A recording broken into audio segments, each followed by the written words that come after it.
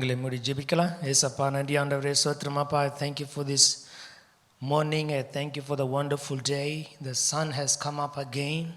Lord, a new day with new promise, new flowers, new season, new rays of light, new birds singing everywhere.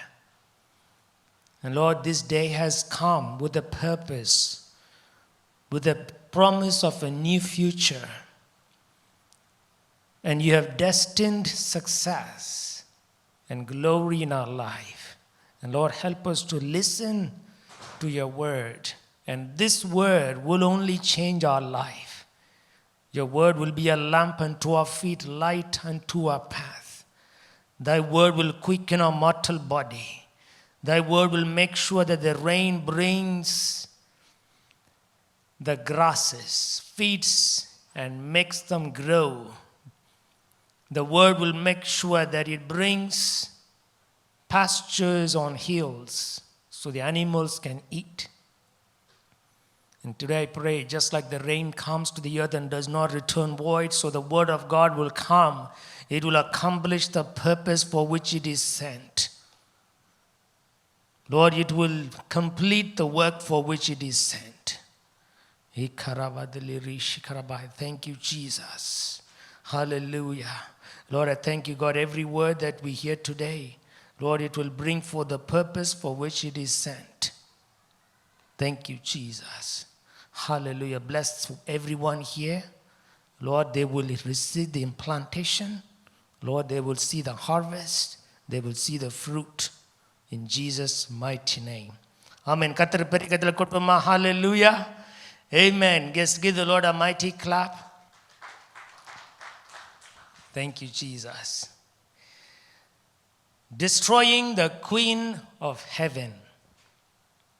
The Queen of Heaven, that's the title of the message today. God wants us to destroy this Queen of Heaven. Especially if you're coming from a country like India, you're well aware of goddesses. There are gods and goddesses. Every male god has a goddess. And so the Israelites, when they were coming from Egypt and they came to the land of Canaan, they saw many people having their own gods and even goddesses. So one of the goddess is the female goddess called the Asherah. And she's also called the Lord of the Sea or Sky Goddess. And so they started worshiping this Queen of Heaven. You know, sometimes, even though God has done many miracles, Christians can still choose their own God.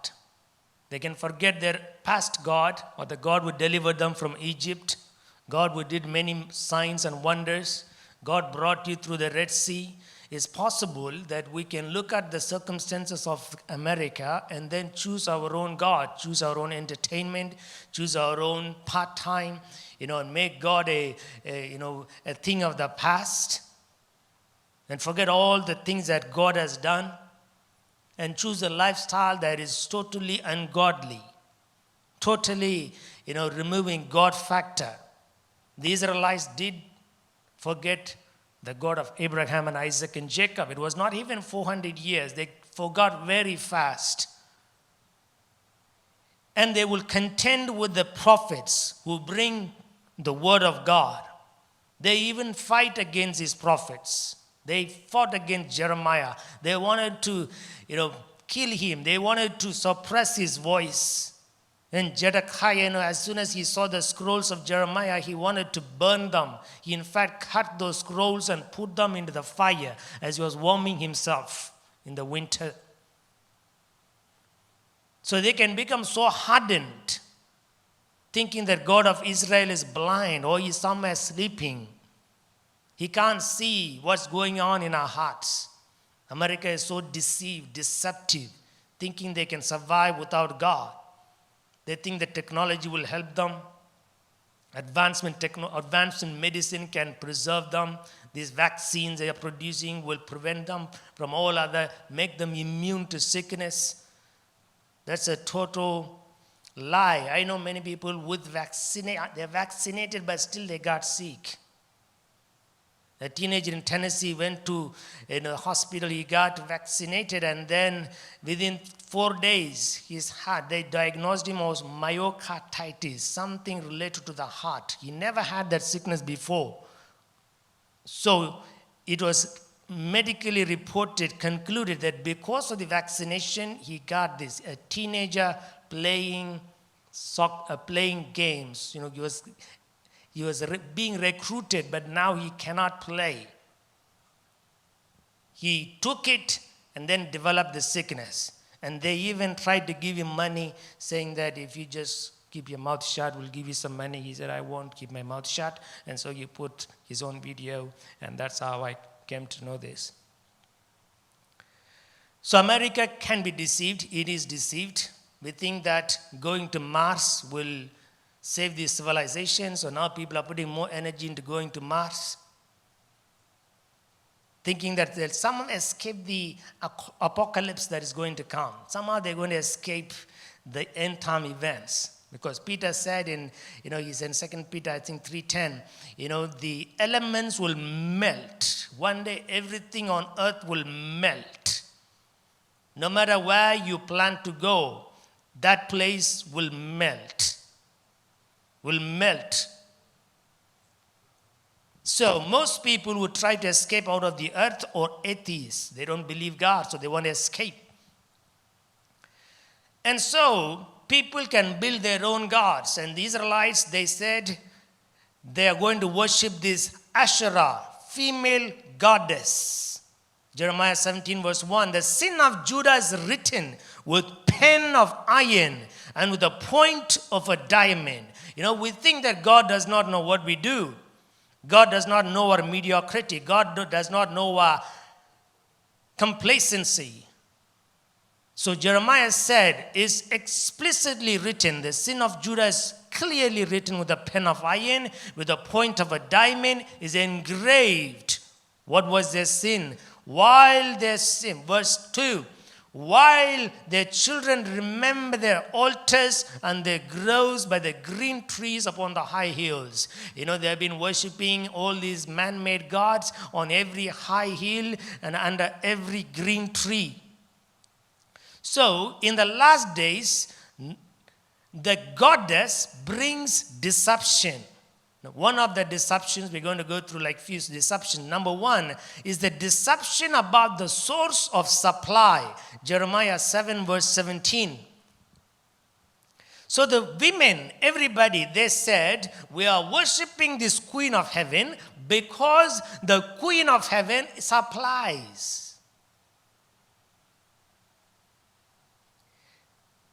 In the cities of Judah and streets of Jerusalem, verse 18, the children gather wood.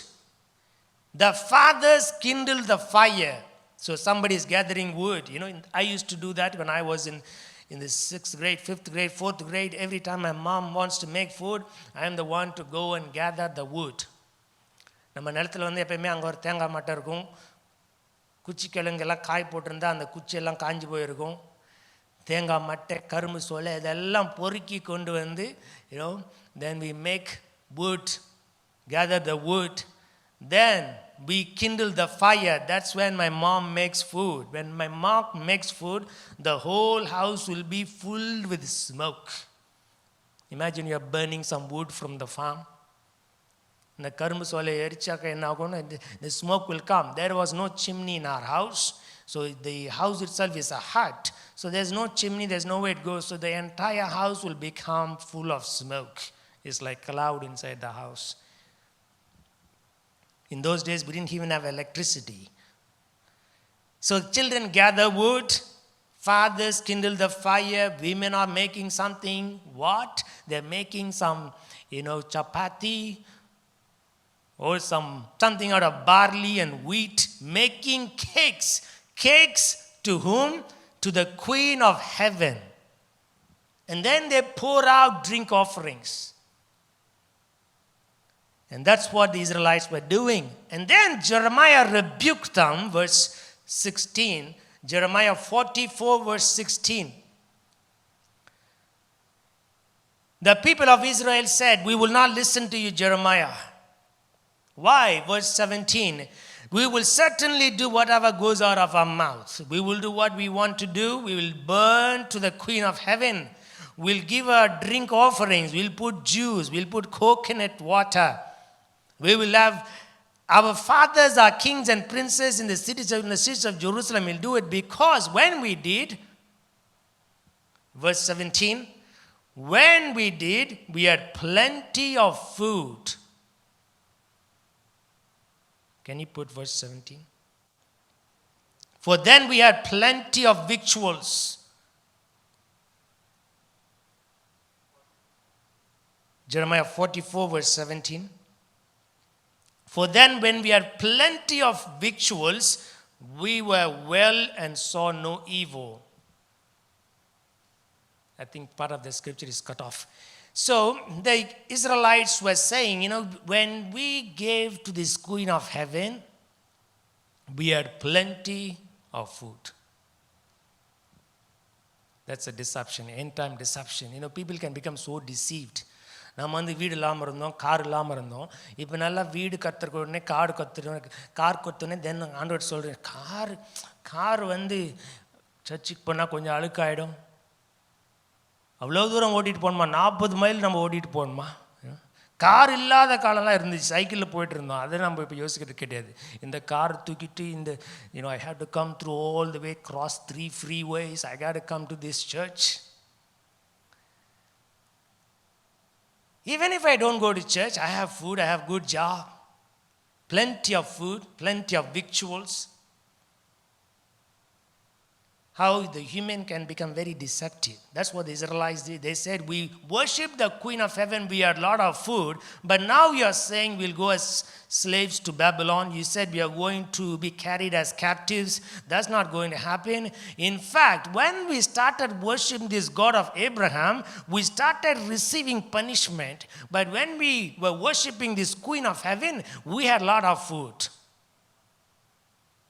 That's how deceptive. Our mind is very deceptive. Don't believe your mind, believe the scripture. Don't believe your body.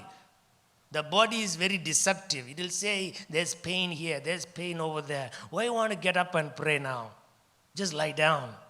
The body is very deceptive. Don't listen to the body. If you're tired, you worked already so many hours, why you want to try to go to this all-night prayer? I used to give so many excuses, and then I realized, this is Satan trying to hold me as captive. Unless I fight against the spirit, I cannot really break through in life. If I have these wrong gods, wrong idols, if I have these wrong perceptions of life, if I think that company is going to take care of me, you are wrong. They will take you one day and then slaughter you on another day. They'll send people away in masses. In 2014, 200 people were, gathered in my company in a nice, it's called the break room. We thought we'd hear some good news. In a break room, we have coffee, we have these drinks, and then my vice president was on my left side, and my director on the right side. Then I said, maybe it's a good news. But then 3 people came with black suit, and then they said, we have been called to give you a news today. Within 10 minutes, all of you should leave the building. Take whatever belongs to you, your personal belongings. Leave the laptop here, leave the office desktop here. You leave with only your personal belongings, because we are shutting down this entire facility. Some people are crying, some people they know they're going to get angry. That's why they hired a third party to deliver that good news. So we think that companies are source of food, your stability, you are wrong. It will be proved again and again. Your God, He is the one who provides for you. Do not forget your God. Do not forget the Red Sea you just crossed. When you were crying for visa, people are crying for visa, Lord, give me. And then once they get the green card, they're hard to find in the church. Because after that, they have so many other activities come in. The God factor takes less priority. They got the boat to maintain, they got the car, the Mercedes-Benz to maintain, or they have these vacation plans to maintain. So now they don't have time for God. They think that everything somehow will be given by the Queen of Heaven, and that is deception. Somehow this American economy will revive. Somehow our president will come up with some, new way of taking care of us. Don't believe what the government says. They'll say one thing today and tomorrow one thing. They will do whatever they want to get your votes. And once you vote, once you're finished, you and I have no rights to change what they are deciding. I told some of my friends, when you go in front of the White House, if you jump 10 times, 100 times in front of the White House, still nothing will happen.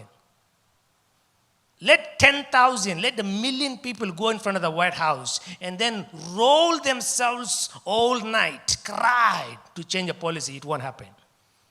Why? Because we already gave the power to the Senate and the Congress. You already voted them in office. The process will handle everything. Emotional cries is not going to change anything. You're better off just going home, opening a book, reading and developing some skill, come up with an idea how to do some service, and money will come. God will give you an idea to be of service to someone, so finances will come. But most people, they say, by crying loud, by doing this, doing that, they're going to change something. So they do not depend on the government, that government will take care of you. Depend on your God. When Isaac had famine, everybody said, go to Egypt. Even your father went to Egypt. Abraham went to Egypt. Why don't you go to Egypt? But God said, no, stay here. I'm going to bless you. It's contradictory to what people are saying. So in the land of famine, I'll be with you. I blessed your father. I'm going to just stay here. So even in famine, dig well. Water will come. 100-fold fruit will come. Unless we hear from God, unless you're close to God, we're going to become victims of economic distress. The number 2 deception is that it is harmless to worship. They think that it's okay to worship anything. Most people, when they get up in the morning, they even have iPad, iPad, Gmail, TikTok, Instagram, crowding their mind. Later CNN, NBC, news will plague their mind. And all of this will take their morning time, including the cup of coffee. And we still think that we don't have idols, but we have numerous idols. Now it could be digital idols. But Exodus 20 verse 2 says, I am the Lord your God who brought you out of the land of Egypt. Thou shalt have no other gods before me. Verse 4 says, you will not make any graven image. So this Queen of Heaven was taking their worship. When God said, you will not make any graven image. This Asherah, this female goddess, took their attention. They will bow down when God says in verse 5, thou shalt not bow down nor serve. I am a jealous God. When people don't come to church, I think they are circumscribing themselves or succumbing to their own pleasures or choose their own God.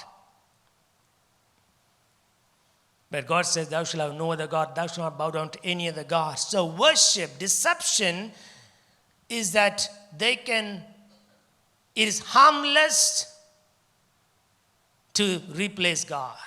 It is harmless to take something that belongs to God and give to anything that takes our life. Hallelujah.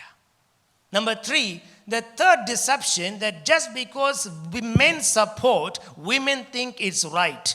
Jeremiah 44, verse 19. When we burned incense to the Queen of Heaven, pour drink offering. Did we make cakes to her and pour drink offerings to her without our men? Without our men? You know, if wife says, my husband does not go to church, maybe my husband says, today, no, it's just okay not to go. Just one day, we can just skip today. So the women were saying, didn't we make decisions with our men? Our men supported us.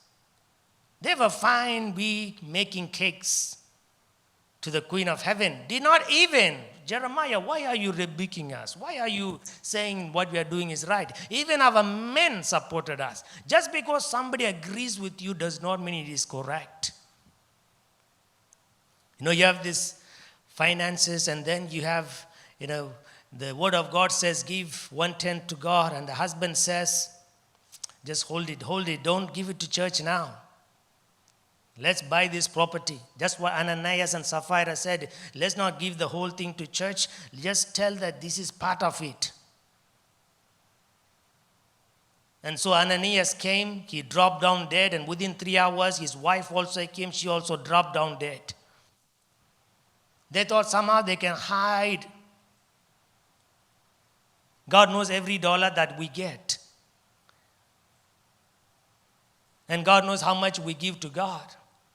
And sometimes we might, the deception is that, okay, my husband said, I agree with my husband. And sometimes nowadays men say, I won't do anything unless my wife agrees. This is a wrong theology. Especially in the Christian environment. They say, unless my wife agrees on everything, I can't do. I'm sorry, I can't do. My wife has to agree on everything. Tell me in the Bible where it says wife has to agree to everything. And only then men have to make decision. Tell me one scripture. It always says men or leaders, they decide how the family goes. And the wife is subject, obedient. So, and then I told one of my friends who gives some tidbits, I told him, if that is the case, if I have to decide everything, and only if my wife agrees, I can't make any decision. Because there will always be areas when we don't agree, which means I can't go forward. Even if it's right. Then when Abraham said, let's go to Canaan wife, Sarah said, let's go. And when God said, take Isaac to Mount Moriah, kill him for me, Abraham didn't tell his wife. And if he said, only if my wife agrees I'm going to kill my son, Sarah, let's say she says no. And then if Abraham says, no, I need agreement. Only if you agree, I'm going to kill my son. That's a wrong Christian theology today. Only if everything we got to agree. In everything you can't agree. You will never progress if that's the case. But I'm not against getting wisdom from our wives. God gave her for a certain reason. And there is wisdom in listening. But after listening, you pray and make decision. You pray. Men have to pray more than women. You say you are the leader, but you pray less than the women. Then you are not a leader. And your decision is going to be flawed. If you're going to not pray and decide, we're going to make mistakes. I have made mistakes, so I have to pray more. So these Israelites said, even our own men agreed to offer to this Queen of Heaven, and you, Jeremiah, coming and rebuking us. Did we do without consulting our men? In this case, both men and women failed. Imagine if Adam only said no to Eve. God, in fact, told Adam, because you listen to your wife, you're going to slog, burn up, dig. But thank God in Christ, that curse is removed. Number 4, there's a deception that's disobedience to rulers, to God-given leadership is acceptable. Because the people of Israelites, they came against Jeremiah. They thought it is okay to not to listen to Jeremiah. So the deception today is that I am rich. I don't need to listen to this pastor. I don't need to listen to this word of God. I have all the money that I need. I've been working hard. I've earned it. So that is a deception. In fact, Miriam was deceived. Numbers 12 verse 1. Miriam and Aaron, they came to Moses and said, do you think that only God has spoken by you? Numbers 12 verse 2. Had the Lord indeed spoken only by Moses? Sometimes people come and they want to argue. They won't do anything for church. But they'll have a lot of inputs to church. Pastor should do this, you should. But you're not doing anything. Then why do you give input to church? You may be smart somewhere else, but you have not done anything for God. You're not even taking a paper that's on carpet.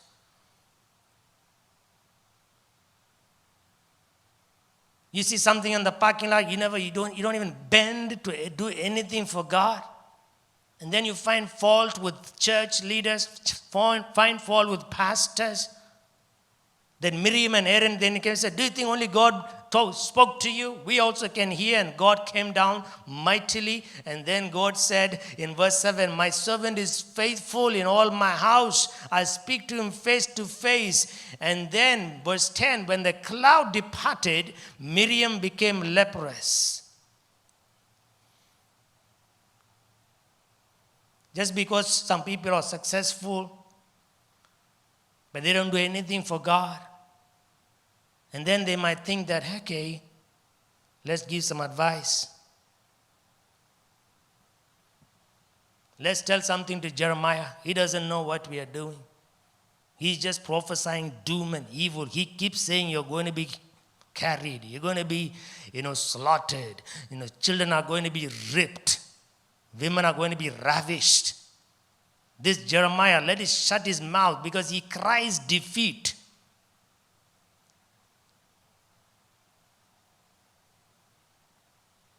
So the deception is that rebellion is acceptable. It's not acceptable.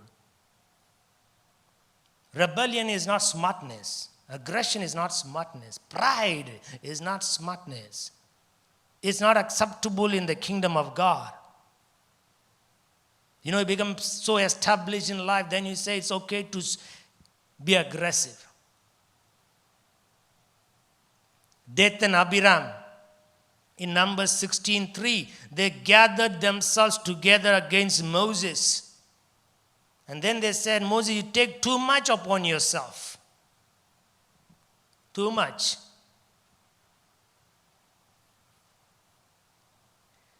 And then Moses said, okay, if you are really smart, let's see what happens today. If you die a natural death, God has not sent me. But if the earth opens up, then you will know who really called me.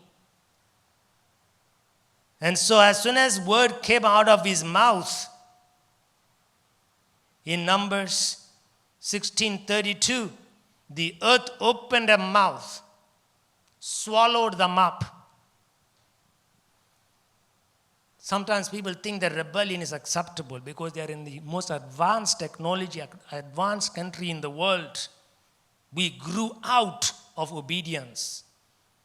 We grew. Now we don't need to be submissive. We just have to be advisors. So everybody in the church thinks they're advisors. They're on the board of committee. So they grew themselves out of obedience. And as soon as Moses said, the earth itself opened the mouth and swallowed the company that rebelled against them. Number 5, there's a deception that money will solve everything. But as I grow older, Money does not solve everything. In fact, that is a deception. If you think that in life, I just have to work and make sure that I'm better than my church members. Prosperity means I should be better than all the people in the church. I'll be happy. You are catching a butterfly. It's like looking for a black cat in a dark room and the cat is not there. In fact, the Bible says if you keep on running after money, money will take wings. It will start flying up to heaven, which means the more you try to grasp it, the more farther it will go away. So don't waste your entire life working for money.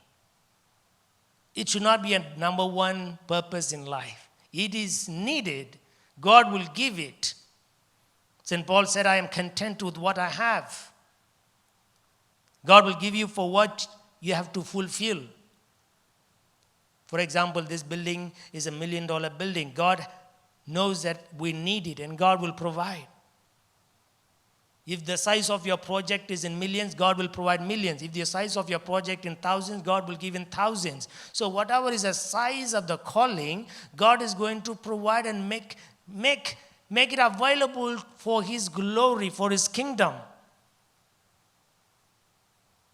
So, but if our purpose is to get more of it and sacrifice family, sacrifice God, disown God, and just run after it, somehow you want to make it, you will run next 40 years and then break down with nothing. God said in the book of Revelation, Babylon was full of riches, wine, merchandise. People were trafficking through Babylon. But at last, the scripture says she is broken, naked. And then, alas, O city of Babylon, where are the merchants who traded with you? Where is this gold and silver and the precious stones? Where are they? Because the city of Babylon is going up in smoke.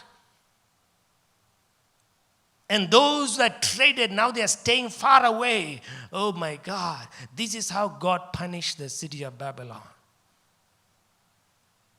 Everything that she worked for is gone up in smoke. So, acquisition of money, living for money, that's a deception. Do not fall for that deception. Live for God. In fact, that deception could be one's graveyard. For example, Achan, in Joshua 7:21, he said, I just took one Babylonian garment. I just took 200 shekels of silver and a wedge of gold. That's all I took and hid it in my tent. But God said, you should not have taken it. And so that transgression brought destruction or defeat to Israelites. And finally, in Joshua 7:25, they put everything upon him. They brought his daughters and sheep and oxen and everything to the valley of Achor. And verse 25 says, why did you trouble us? All Israel stoned them with stones and burned them with fire. His own deception of money became his graveyard. Our deception could become a graveyard. Some people are going to die just by working. They won't come to church. They won't have time to read Bible. They won't have time for all-night prayer. They will work. All night they'll work. They will die working. They'll have some habits they can't break. I know some people who are drinking and drinking and drinking. All the money they earn, they drink. In fact, our Indian government said we get more profit through these wine shops. What kind of government is that? He said we need to run wine shops because that's why we get the majority of revenue. Is that not a deception? They're not caring for the thousands and millions of families that are hurting because of wine. The husbands work. On the way home, they said, we're going to have formal shops so that they don't need to go and hide behind the village. In those days when I was young, they will hide in the village, hide behind the trees in sugarcane fields to drink wine, to drink alcohol. ஒரு சின்ன வயசுல I was in my house. Suddenly a big police truck came. They said, we are chasing for people. Why are you coming to my house? No, in your sugarcane farm. I just saw 3 people run into the sugarcane farm. They used to sell alcohol. So the police came with 50 people. They stood in front of the sugarcane farm. And then they said, how can we go inside? They couldn't go inside. They went back. But now the government says, you don't need to hide in a sugarcane farm if you're selling alcohol. Sell it on the main street. Sell it in Costco. Now we have branded wines in the front line. Those days they will hide it behind. Now we have these branded European wines in front, making everybody drink as if it's nothing, harmless. That's a deception. People will drink and die. Deception. Finally, there is a deception of knowledge. America thinks that knowledge is all we need. The more I read, I now understand knowledge is a vaporware. What you learned 20 years ago is not in your mind. I learned so much about integration, calculus, semiconductor. There's nothing here and I'm not using them. But we spend so many hours cramming that knowledge into this system and then to forget it.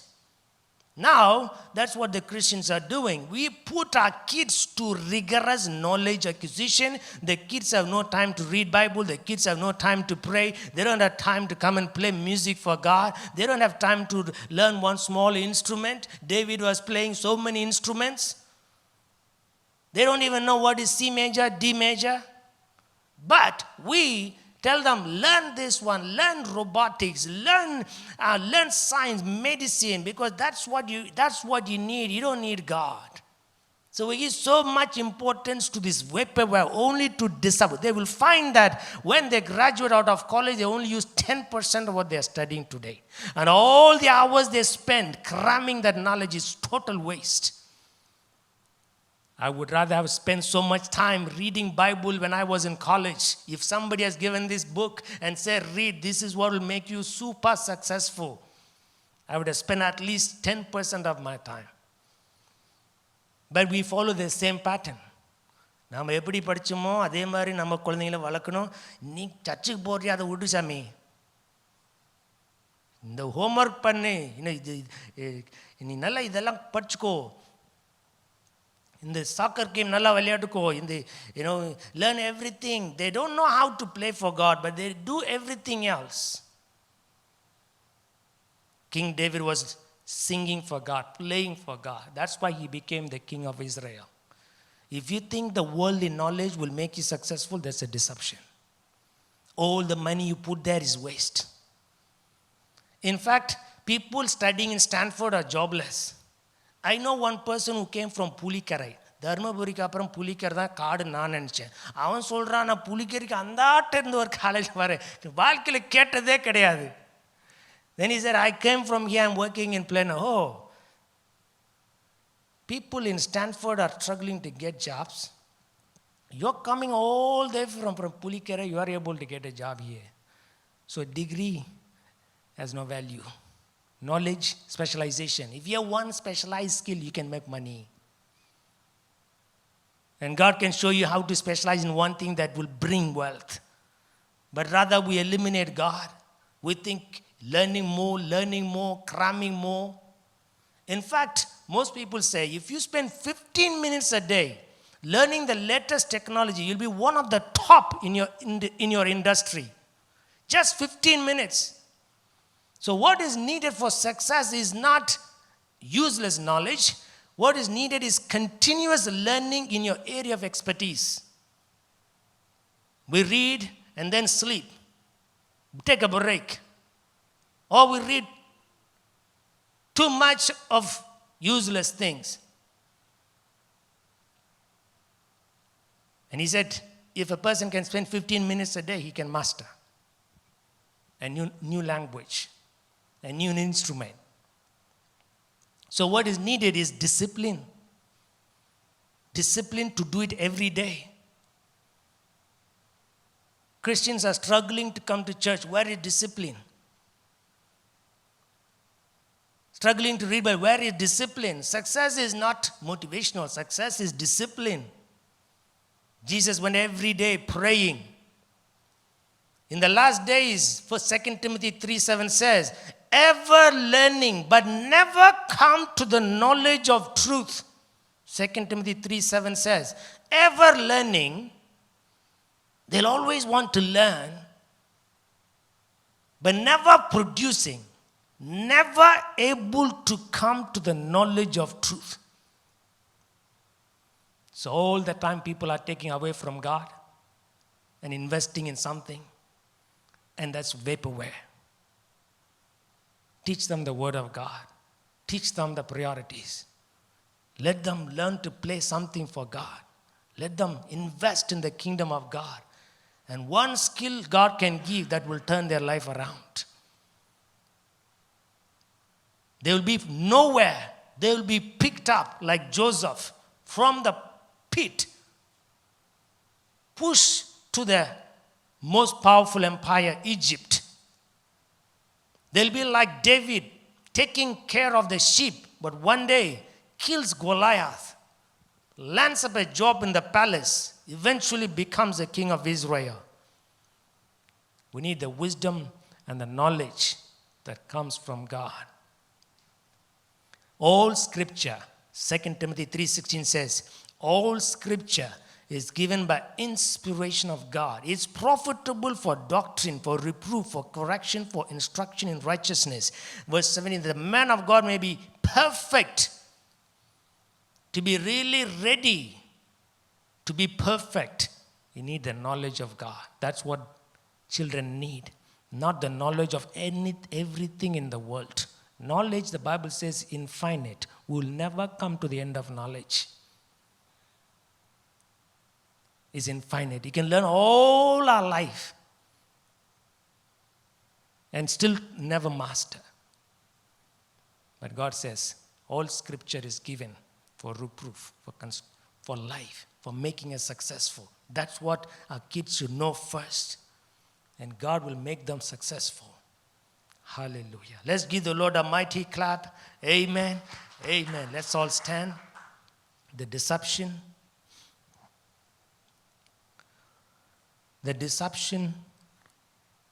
of the Queen of Heaven. When the Queen of Heaven is destroyed, God will establish the deception of the source of supply. The deception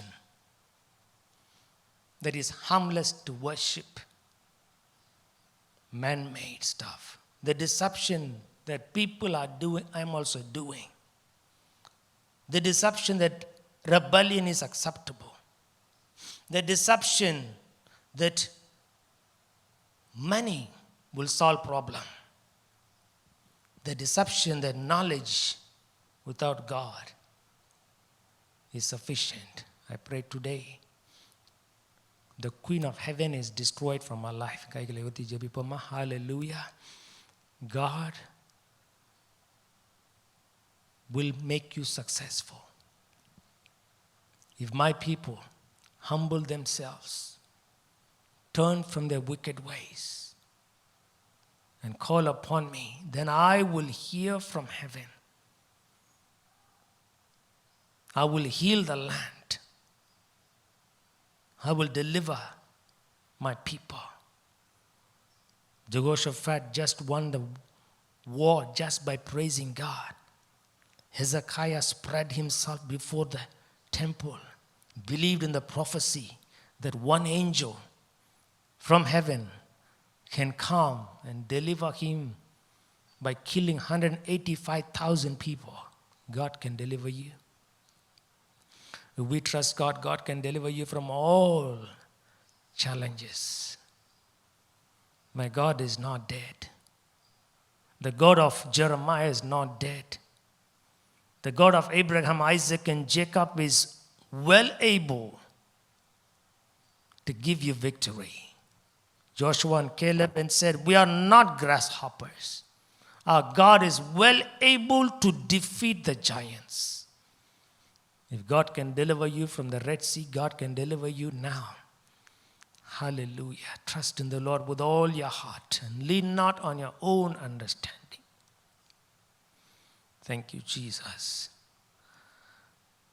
Jesus said, those who worship me will worship in spirit and in truth. John 4:24. Hallelujah. கைகளை உயர்த்தி நம்ம ஜெபிப்போம். கர்த்தருக்கு நம்ம கொடுக்க வேண்டிய அந்த ஆராதனையை கொடுப்போம். கர்த்தரை ஆராதிப்போம். நம்முடைய வாழ்க்கையில் கர்த்தரை ஆராதிப்போம். We'll worship God. We won't worship the gods and the goddesses. We won't worship figments of human imagination. We'll worship the God who is spirit. Jesus said, God is spirit, and those that worship him will worship him in spirit and in truth. In Holy Spirit and in the truth of the Word of God. Hallelujah. You don't need to bow down to any humans. You don't need to trust in any humans. If you worship him, he will deliver you. He will deliver you from the Assyrians. He'll deliver you from the Babylonians. He will deliver you from the Egyptians and bring you back. And God said, I will bring you back. And I will make you feed on the mountains of Carmel and Bashan, and in the mountains of Gilead. And you shall have rest. You shall be satisfied. And I will restore health to you and heal you of all your wounds. In Jesus' mighty name. Amen. கர்த்தர் பெரிய கரத்தில் கொடுப்போமா? Hallelujah. Amen. May the Lord bless you and keep you. May He let His face shine upon you and be gracious unto you. May He lift up the light of His countenance and give you peace. கர்த்தராகிய இயேசு கிறிஸ்துவின் கிருபையும் பிதாவாகிய தேவனின் அன்பும் பரிசுத்தாவின் ஐக்கியத்தோடு இன்றும் என்றும் சதா காலத்திலும் இருப்பதாக. எல்லோரும் சேர்ந்து என் ஆத்மாவே கர்த்தரை ஸ்தோத்திரி, இருமுறை பரிசுத்த நாமத்தை ஸ்தோத்திரி.